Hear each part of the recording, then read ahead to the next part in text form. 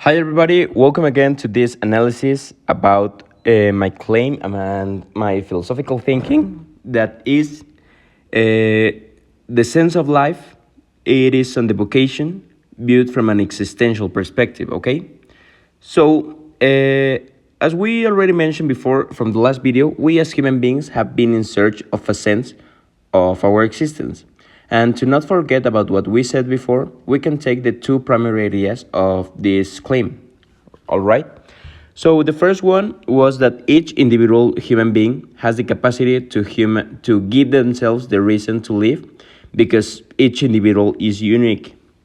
And the second one is that having the knowledge of the absurd, the human being can understand that life is limited and have to enjoy every single moment that lives on it.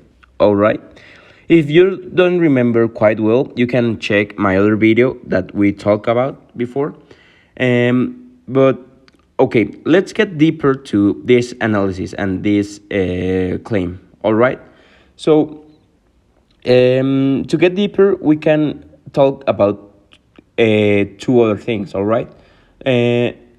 What I want to talk, first of all, is that the human being is capable of finding something that feels themselves and that wants to, and that thing, that like activity, you want to do it all the time, okay? So this relate too much with the vocation I mentioned before, okay?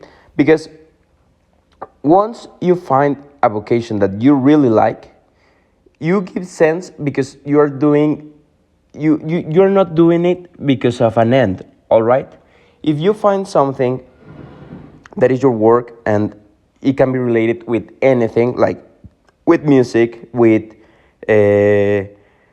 music, with sports, maybe something like art, or maybe it has to not be like an art vocation, or maybe a sport vocation. Maybe it could be helping other people, because I don't know, for example, a lawyer. If you are passionate about helping other people or making any other stuff, you don't the you see as an award the simple thing about doing it, all right?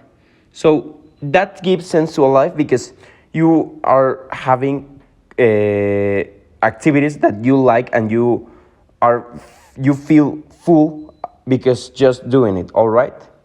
The second one is that the human being attached and compromised to something is capable to find a sense in their lives, okay? This has to be too much because I usually hear and think that when you don't have the compromise, or that you are being attached with something, you usually feel tired and like lazy about things. For example, painting. In my personal opinion, I love to paint, but usually I feel really, really lazy about the simple uh, movement, or the simple act to get out a pencil and start paint. But once I'm doing it, I feel really, really happy and feel really, really full, okay?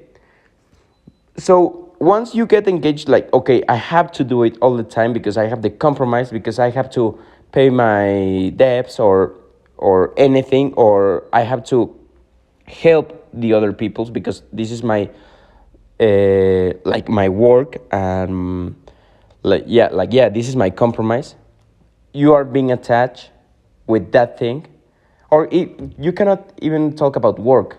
Like sometimes when you are at that, you have the compromise to still living because people depend on you, okay? So that gives a sense to your life.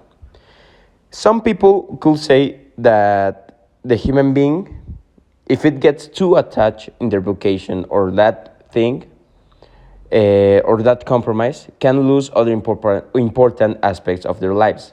Like, for example, love, family, even health, can attend to their sense of life, okay? For example, a person that gets too attached to their work usually get distance about their family. So they get sad, and they can even get depression, all right? But it's because people are not having a quiet view of the aspects of their life, okay? And this is like my final refutation and a reflection, okay?